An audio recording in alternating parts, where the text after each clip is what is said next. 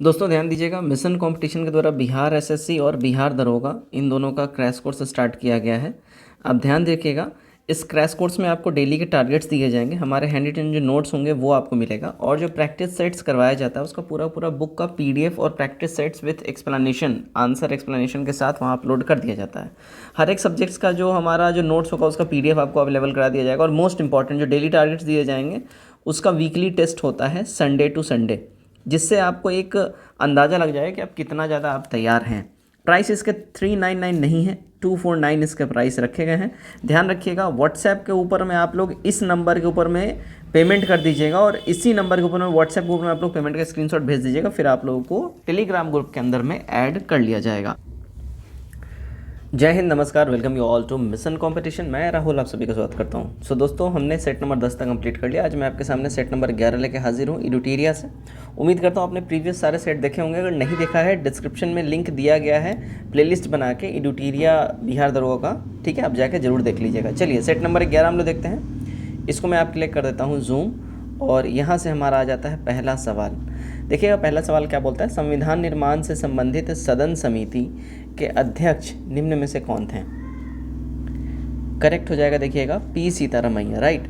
हमारा बी यहाँ पे एब्सोल्युटली करेक्ट हो जाएगा, ठीक है। अब कार्य संचालन समिति बार बार ये पूछता है, तो देखिएगा उसमें के.एम. मुंशी थे, ठीक है। सदन समिति के अध्यक्ष पट्टाभी सीतारमैया, संचालन समिति के.एम. मुंशी, माफ़ करिएगा, कार्य संचालन समिति के.एम. मुंशी, संचालन समिति राजेंद्र प्रसाद जी थे, है ना। तदर्थ समिति राजेंद्र प्रसाद, संघ शक्ति समिति जवाहरलाल नेहरू, और संघीय संविधान समिति जवाहरलाल नेहरू। ये सब ध्यान रखिएगा, है ना। नंबर 2 देखिएगा, व्यापार वाणिज्य की स्वतंत्रता किस देश के संविधान से भारतीय संविधान में शामिल किया गया है। इसको ऐड किया गया, देखिएगा ऑस्ट्रेलिया के संविधान से, ठीक है। डी हमारा सही हो जाएगा। नंबर 3 देखिएगा, किस वर्ष उड़ीसा का नाम बदलकर उड़ीसा का नाम बदलकर ओडिशा किया गया। देखिए उड़ीसा का नाम बदल के ओडिशा जो है 2011 में किया गया था। डी करेक्ट होगा। नंबर 4 देखिएगा, भारत के महान्यायवादी के संबंध में निम्नलिखित में से कौन सा कथन सही है। सत्य कथन की बात कर रहा है यहाँ पे, ठीक है। देखिएगा इसकी नियुक्ति राष्ट्रपति द्वारा की जाती है। यह भारत का सर्वोच्च विधि अधिकारी होता है, और इसे भारत के सभी न्यायालय में सुनवाई का अधिकार प्राप्त है, ठीक है। इनमें से सभी, डी हमारा करेक्ट हो जाएगा। नंबर 5 देखिएगा, नियंत्रण एवं महालेखा परीक्षक द्वारा प्रस्तुत किए गए वार्षिक प्रतिवेदन की जांच कौन करता है, ठीक है ना। तो वार्षिक प्रतिवेदन की जांच जो है, ध्यान रखिएगा, लोक लेखा समिति करती है। ए करेक्ट हो जाएगा। नंबर 6 देखिएगा, किसी राज्य में मुख्यमंत्री सहित मंत्रियों की न्यूनतम संख्या कितनी हो सकती है। देखिए मुख्यमंत्री सहित मंत्रियों की न्यूनतम संख्या की अगर हम बात कर लें, ठीक है, तो किसी भी राज्य में मिनिमम 12 हो सकती है, ठीक है ना। ध्यान रखिएगा, हमारा बी करेक्ट हो जाएगा। देखिए 91वां संविधान संशोधन हुआ था साल 2003 में, है ना। इसमें क्या बोला गया, इसमें ये बोला गया कि मंत्रिपरिषद में मुख्यमंत्री सहित मंत्रियों की कुल संख्या माफ़ कीजिएगा, विधानसभा के सदस्यों की कुल संख्या का 15% से अधिक नहीं हो सकती है। लेकिन किसी भी राज्य में मुख्यमंत्री सहित मंत्रियों की जो संख्या है वो मिनिमम जो एक आंकड़ा दिया गया है वो 12 दिया गया है, इस बात का ध्यान रखिएगा। नंबर 7, अंतर्राज्यीय नदी जल विवाद का उल्लेख किस अनुच्छेद में वर्णित है। देखिए जो वर्णित, अगर हम वर्णन की बात कर ले तो ये आर्टिकल 262 में ये वर्णन इसका हुआ है, ठीक है। 8 नंबर, निगम कर तथा सीमा कर किस सूची के अंतर्गत आते हैं। देखिए निगम कर और सीमा कर जो है ये आते हैं संघ सूची के अंतर्गत, ठीक है। सी करेक्ट हो जाएगा। 9 नंबर देखिएगा, केंद्रीय वित्त आयोग के अध्यक्ष सहित सदस्यों की कुल संख्या कितनी होती है। देखिए इसमें सदस्यों की जो संख्या होती है टोटल मिला के 5 होती है, ठीक है, केंद्रीय वित्त आयोग में। क्लियर, तो हमारा बी एब्सोल्युटली करेक्ट हो जाएगा। आर्टिकल 280 के तहत इसका उल्लेख किया गया है, ठीक है, और इसका गठन जो है प्रत्येक 5 वर्ष में केंद्र राज्यों के मध्य कर का, टैक्स का डिवाइडेशन जो है उसके वितरण के लिए किया जाता है। चलिए नंबर 10 देखिएगा, क्या बोल रहा है, उच्च न्यायालयों के न्यायाधीशों द्वारा ली जाने वाली शपथ का उल्लेख किस अनुसूची में किया गया है। इसका उल्लेख जो है देखिएगा 3rd में, तीसरी अनुसूची में किया गया है। 11 नंबर, पूर्वी हिमालय क्षेत्र के लाल पांडा संरक्षण हेतु लाल पांडा परियोजना को कब लागू किया गया। देखिए इस लाल पांडा परियोजना को जो है साल 1996 में इसको लागू किया गया था। बी करेक्ट होगा। नंबर 12 देखिए, निम्नलिखित में से कौन द्वितीयक प्रदूषण के उदाहरण है। देखिए सेकेंडरी पोल्यूशन, द्वितीयक प्रदूषण के उदाहरण की बात कर लें तो यहाँ पे ओजोन हो जाएगा, राइट। सी करेक्ट होगा। नंबर 13 देखिएगा, अब पीको आंदोलन का संबंध किस राज्य से है? अब पीको आंदोलन की बात कर लें, देखिएगा इसका संबंध जो है कर्नाटका से है, राइट। बी हमारा करेक्ट हो जाएगा। 14 देखिएगा, पारिस्थितिकी पिरामिड कितने प्रकार के होते हैं? देखिए पारिस्थितिकी पिरामिड की अगर हम लोग बात कर लें, ये कुल मिला के देखिएगा 3 प्रकार के पारिस्थितिकी पिरामिड होते हैं, ध्यान रखिएगा इस बात का, ठीक है। संख्या पिरामिड, जैव भार पिरामिड और ऊर्जा पिरामिड, ये 3 टाइप्स होते हैं, ठीक है। 15 देखिए, ISFR 2021 रिपोर्ट के अनुसार भारत में कुल भौगोलिक क्षेत्रफल का वृक्षावरण क्षेत्र कितना है? देखिए कुल भौगोलिक क्षेत्र का वृक्षावरण क्षेत्र जो है 95,478 वर्ग किलोमीटर है, ठीक है। ये भारत का पूछ रहा है, ध्यान रखिएगा इस बात का। तो हमारा यहाँ पे सी बिल्कुल ही माफ़ करिएगा 95,748 होगा, ठीक है। 95,748, 478 नहीं, 748, इस बात का ध्यान रखिएगा, क्लियर। चलिए नंबर 16 देखिएगा, ड्रोन के माध्यम से दवाइयाँ पहुँचाने के लिए भारत का पहला ड्रोन स्टेशन किस राज्य में स्थापित किया गया है? तो पहला ड्रोन स्टेशन जो है देखिएगा ये मेघालय में स्थापित किया गया है। नंबर 17, पैदल चलने के अधिकार को लागू करने वाला देश का पहला राज्य कौन बना है? देखिए पैदल चलने के अधिकार को लागू करने वाला देश का जो पहला राज्य है ये अपना पंजाब बन गया है, राइट। तो हमारा सी एब्सोल्युटली करेक्ट हो जाएगा। नंबर 18 देखिएगा, किंग चार्ल्स थर्ड की ताजपोशी में भारत का प्रतिनिधित्व किसने किया था? तो भारत तरफ से ध्यान रखिएगा जगदीप धनखड़ जी गए थे, बी हमारा यहाँ पे करेक्ट हो जाएगा, ठीक है। और ब्रिटेन के किंग चार्ल्स थर्ड जो हैं ये 6 मई 2023 को औपचारिक तौर पर राज्याभिषेक इनका किया गया। इस कार्यक्रम में 100 देश के राष्ट्राध्यक्ष शामिल हुए थे, ठीक है। भारत के तरफ से उपराष्ट्रपति जगदीप धनखड़ जी इसमें पार्टिसिपेट किए थे, ठीक है। 19 देखिएगा, संविधान के किस अनुच्छेद के प्रावधानों का प्रयोग करके राहुल गांधी को लोकसभा से अयोग्य ठहराया गया? तो राहुल गांधी को लोकसभा से जो अयोग्य ठहराया गया, पहले तो इस सवाल को लगा लीजिए स्टार, क्योंकि बहुत ही महत्वपूर्ण सवाल है, यह आपसे पूछ सकता है।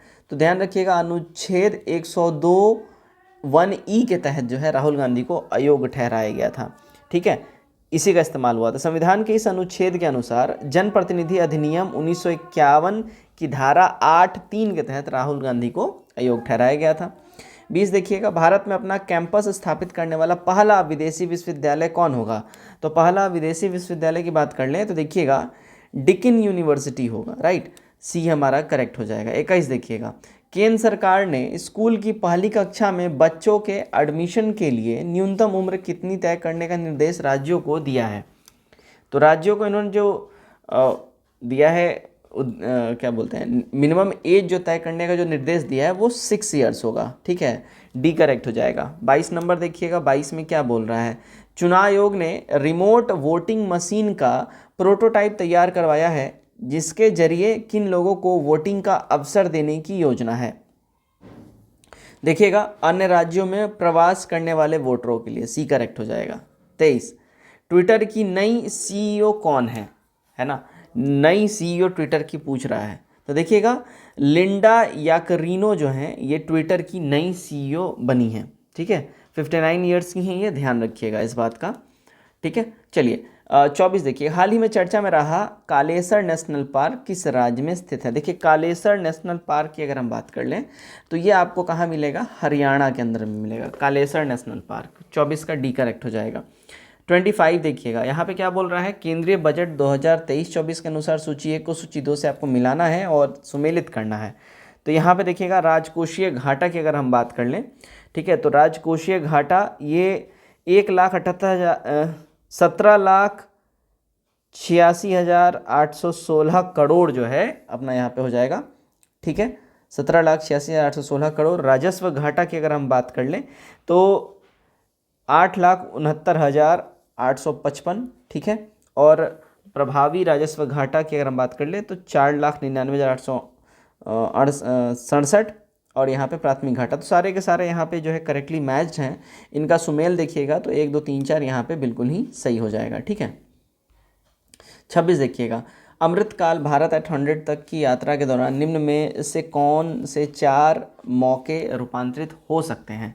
इनमें जो 4 मौके रूपांतरित हो सकते हैं अगर हम बात कर लें तो देखिएगा यहाँ पे सबसे पहले हरित विकास हो जाएगा, ठीक है, ध्यान रखिएगा। उसके बाद अपना आ जाएगा महिलाओं के आर्थिक सशक्तिकरण, फिर पीएम विश्वकर्मा कौशल सम्मान और पर्यटन हमारा हो जाएगा। बी हमारा यहाँ पे बिल्कुल ही ठीक बैठता है, ठीक है। 27 देखिएगा, विश्व व्यापार के सेवा आयात में वर्ष 2022-23 में भारत का स्थान कितना रहा है। भारत का स्थान की बात कर लें, देखिएगा भारत का रैंक रहा है 10वां, 10th रहा है।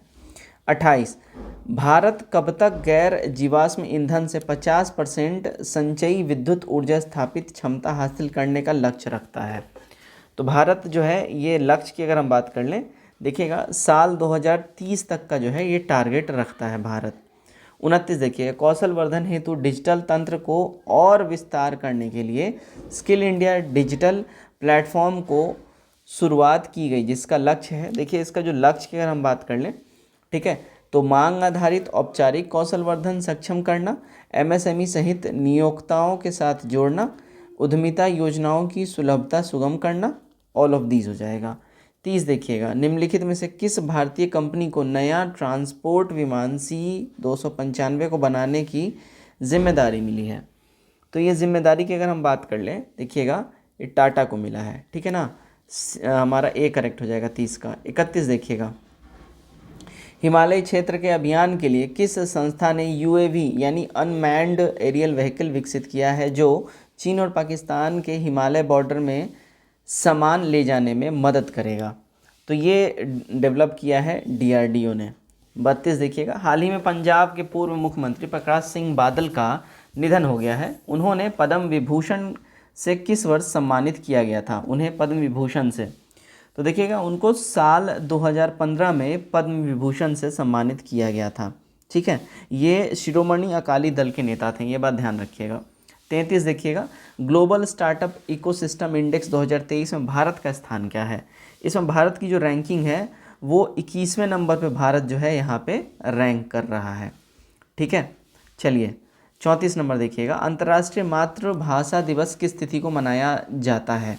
देखिए अंतर्राष्ट्रीय मातृभाषा दिवस जो है ये हर साल 21 फरवरी को जो है मनाया जाता है। 35, IIFA अवार्ड्स 2023 का आयोजन कहाँ किया गया है। तो IIFA अवार्ड्स 2023 का आयोजन की बात कर लें, देखिएगा ये अबू धाबी में इसका आयोजन हुआ है। 35 का सी करेक्ट हो जाएगा। 36 देखिएगा, 50वां G7 शिखर सम्मेलन 2024 का आयोजन कहाँ किया जाएगा। देखिए इसके आयोजन की बात कर लें, इसका आयोजन कहाँ होगा, इटली के अंदर में होगा ये, ठीक है। 37, 23वां राष्ट्रमंडल खेल का आयोजन कहाँ किया जाएगा। देखिए 23वां राष्ट्रमंडल खेल जो है इसका आयोजन ऑस्ट्रेलिया में होना है, ठीक है, ध्यान रखिएगा। 38 देखिएगा, नमस्ते योजना किस मंत्रालय द्वारा जारी किया गया है। नमस्ते योजना की अगर हम बात कर लें, इसके जारीकर्ता हैं, देखिएगा सामाजिक न्याय एवं अधिकारिता मंत्रालय और आवास एवं शहरी मामला मंत्रालय, डी करेक्ट हो जाएगा। 39, निम्नलिखित में से किस राज्य सरकार द्वारा प्रत्येक परिवार का डाटाबेस तैयार करना तथा सरकारी योजनाओं का लाभ दिलाने के लिए फैमिली आईडी पोर्टल लॉन्च किया गया है।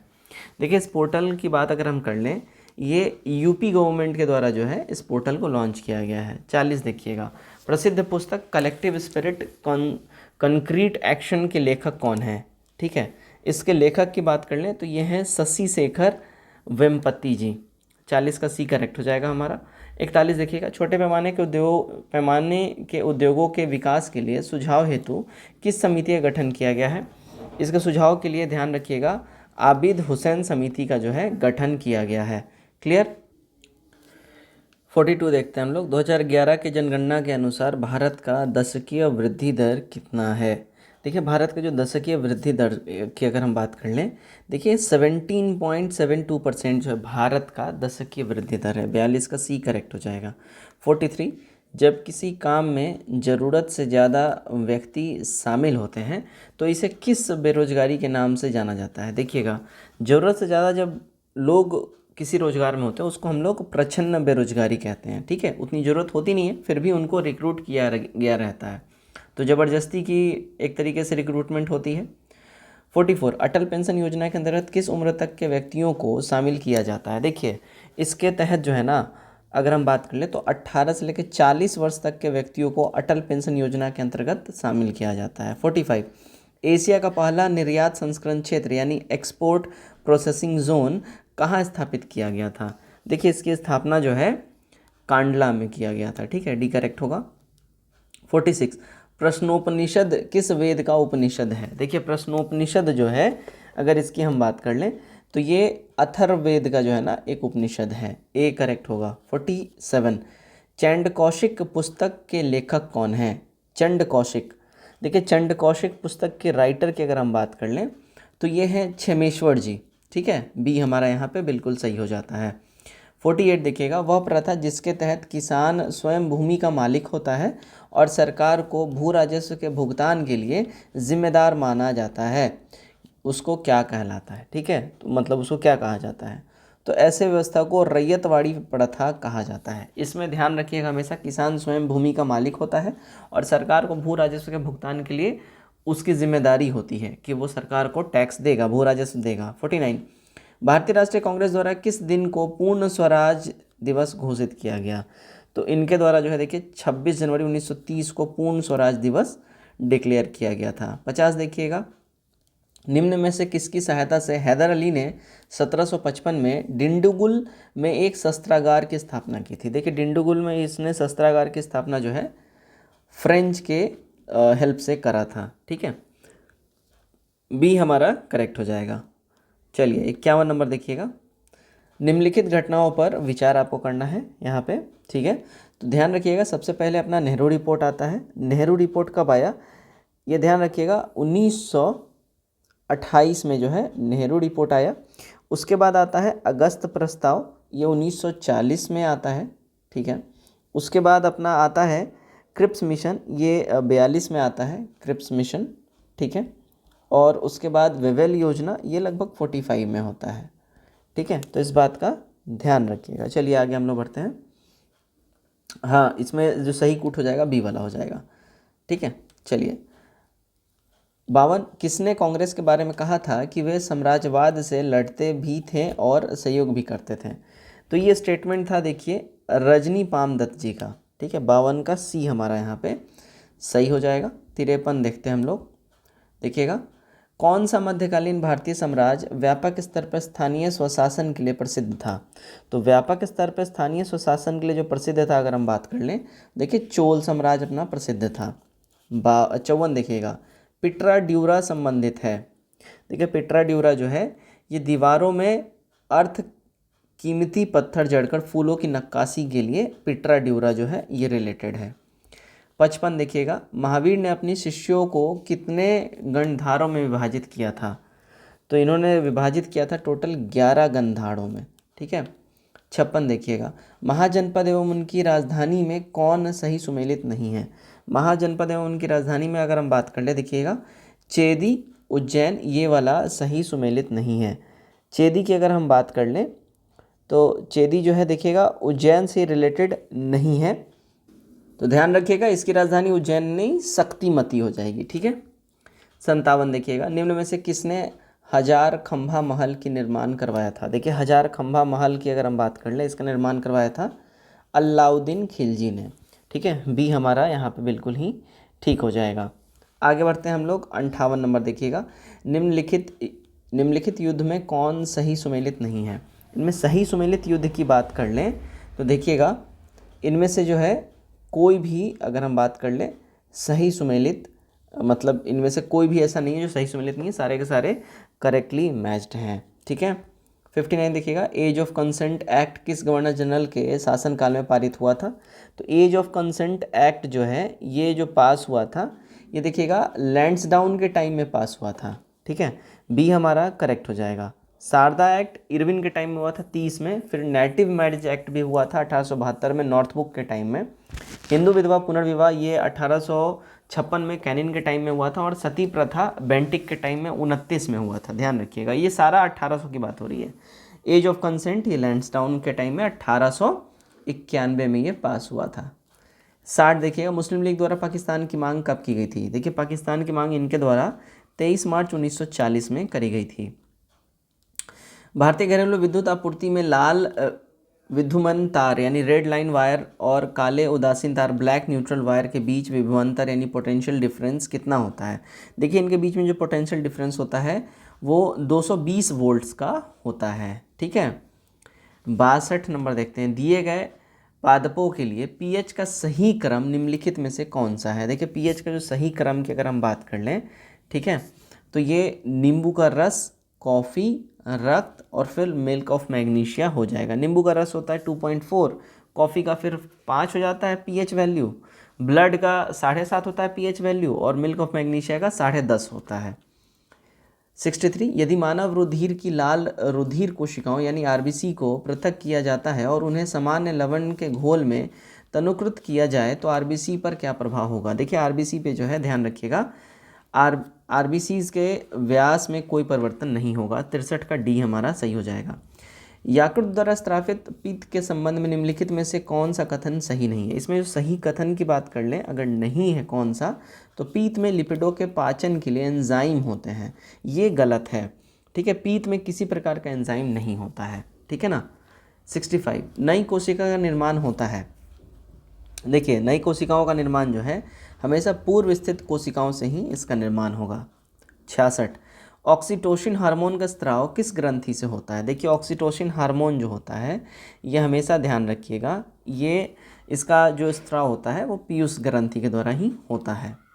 67, आइंस्टीन को नोबेल पुरस्कार किस कार्य के लिए दिया गया था। देखिए अल्बर्ट आइंस्टाइन को जो है नोबेल पुरस्कार जो है प्रकाश विद्युत प्रभाव के लिए इनको दिया गया था। 68 देखिएगा, निम्न में से कौन एक यूकैरियोटिक जीव का उदाहरण नहीं है। यूकैरियोटिक जीव का जो यहाँ पे उदाहरण की बात कर लें तो देखिए जीवाणु यानी वायरस जो है ये यूकैरियोटिक जीव का यहाँ पे उदाहरण नहीं है। 69 देखिए, मानव मस्तिष्क में स्मरण क्षमता कहाँ होती है। देखिए मानव मस्तिष्क में स्मरण क्षमता की बात कर लें, ठीक है, तो ये होती है अपनी सेरिब्रम में। ठीक है, ये करेक्ट होगा। 70 नंबर देखिएगा, पानी की बूंदें किसकी भांति प्रतीत होती हैं। देखिए पानी की जो बूंदें हैं हमेशा ध्यान रखिएगा ये अवतल लेंस के जैसे ही ये प्रतीत होती हैं। तो 70 का यहाँ पे डी हमारा एब्सोल्युटली करेक्ट हो जाएगा। ठीक है, चलिए नंबर 71 हम लोग देखते हैं। यदि हवा का तापमान बढ़ता है तो उसकी जलवाष्प ग्रहण करने की जो क्षमता है हमेशा ध्यान रखिएगा वो भी बढ़ेगी। राइट, हमारा बी करेक्ट होगा। 72 देखिएगा, निम्नलिखित में से किस विटामिन में कोबाल्ट होता है। देखिए कोबाल्ट जो है आप लोगों को ये मालूम होगा, बहुत ही आसान सा सवाल है ये, विटामिन B12 में जो है कोबाल्ट होता है। 73, निम्नलिखित में से किसमें ऋणात्मक आवेश होता है। देखिए ऋणात्मक आवेश की बात कर लें अगर हम, तो देखिएगा इसमें बीटा रेज जो होता है, बीटा किरण, इसमें ऋणात्मक आवेश होता है। 73 का सी करेक्ट होगा। 74, क्षारक वो रासायनिक पदार्थ होते हैं जो जल में घुलकर मुक्त करते हैं। तो क्षारक जब जल में घुलते हैं तो ध्यान रखिएगा OH मुक्त ये लोग करते हैं। ठीक है, यानी कि हाइड्रोक्लोरिक एसिड। ठीक है। 75, स्थितिज ऊर्जा के संबंध में निम्न में से कौन सा कथन असत्य है। देखिए असत्य कथन की बात कर लें तो पहले ध्यान रखिए स्थितिज ऊर्जा क्रियाशील ऊर्जा है, ये एकदम सत्य है। ठीक है, ऊंचाई के साथ स्थित ऊर्जा में परिवर्तन नहीं होता है, ये सत्य है। स्थितिज ऊर्जा संचित ऊर्जा नहीं है, ये भी सत्य है। सभी के सभी सत्य हैं, असत्य इसमें से कोई भी नहीं है। All of this is correct.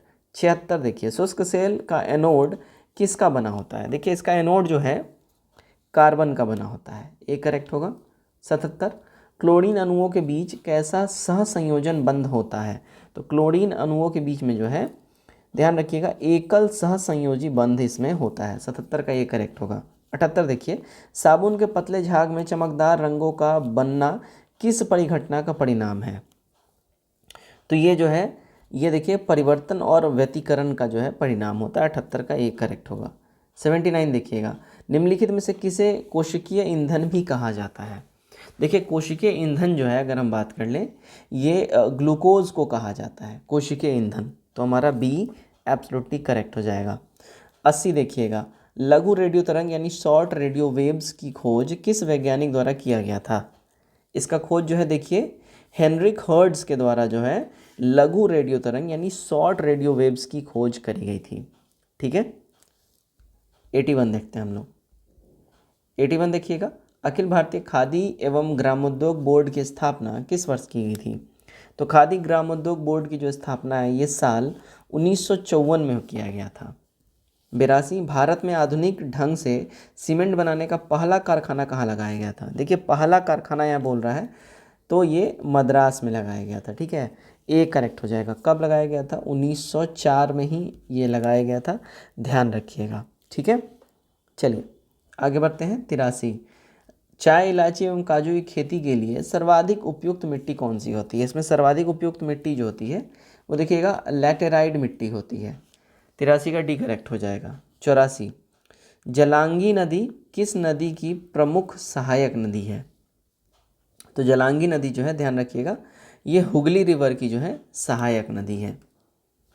85 पश्चिमी घाट के प्रमुख दर्रों को उत्तर से दक्षिण की ओर सजाना है आपको। ठीक है, उत्तर से दक्षिण की ओर। तो पहला देखिएगा थाल घाट हो जाएगा, फिर अपना भोर घाट हो जाएगा, फिर पाल घाट और फिर शेनकोटा हो जाएगा। सी करेक्ट होगा। 86 देखिएगा श्रीलंका के बाद भारत का दूसरा निकटतम समुद्री पड़ोसी देश कौन सा है? तो दूसरा निकटतम समुद्री पड़ोसी देश हो जाएगा अपना इंडोनेशिया। डी करेक्ट होगा। 87 भू अवस्थित देशों में कौन सा देश है जो दोहरे भू अवस्थित हैं? तो दोहरे भू अवस्थित देश की अगर हम बात कर ले इसमें तो देखिएगा ये अपना उज्बेकिस्तान हो जाएगा इनमें से। ठीक है, भू अवस्थित देशों में दो देश ऐसे हैं जो दोहरे भू अवस्थित देश हैं। ये देश चारों ओर से उन देशों से घिरे हैं जो स्वयं भी भू अवस्थित हैं। ठीक है, इन देशों के नाम हैं लिचेंस्टीन और उज्बेकिस्तान। तो उज्बेकिस्तान के साथ एक और देश हो जाएगा आपका लिचेंस्टीन। ठीक है, 88 देखिएगा निम्नलिखित में से कौन सा झील केवल संयुक्त राज्य अमेरिका यानी यूएसए में स्थित है? तो ये है देखिएगा मिशिगन झील। डी करेक्ट होगा। 89 उष्णकटिबंधीय मरुस्थलीय क्षेत्र की वनस्पति क्या कहलाती है?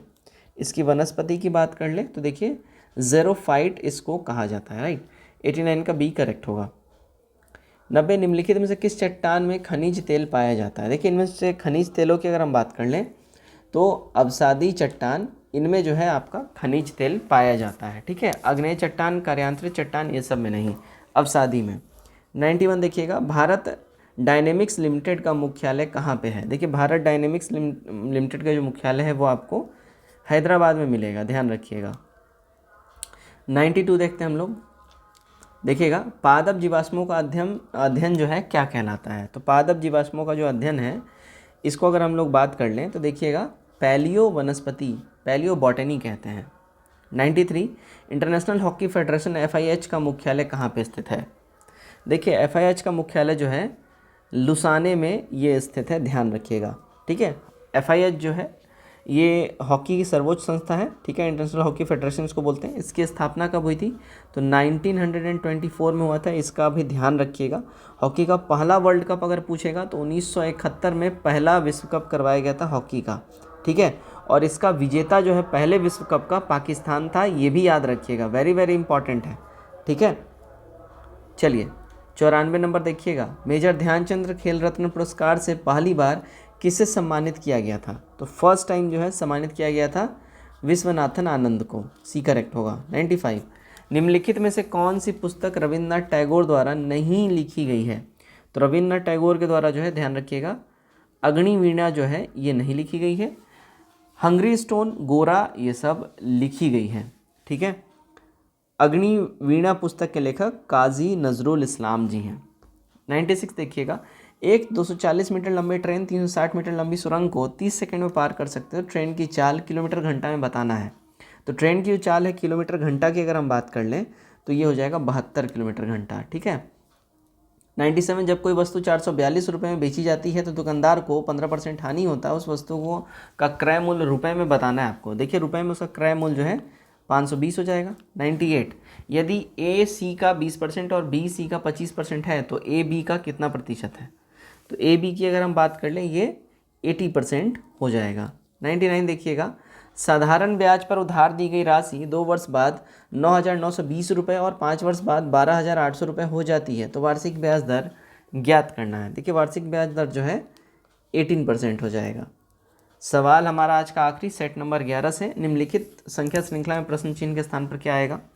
तो प्रश्न चिन्ह के स्थान पे जो है देखिए 65 आ जाएगा। तो दोस्तों यहाँ पे हमारा सेट नंबर 11 कंप्लीट होता है। कमेंट करके अपने स्कोर जरूर बताइएगा, कट ऑफ आपने पार किया या नहीं किया। वीडियो का चला वीडियो के लिए भी कमेंट का जरूर करिएगा। वीडियो चले वीडियो शेयर करिए, चैनल सब्सक्राइब करिए। धन्यवाद।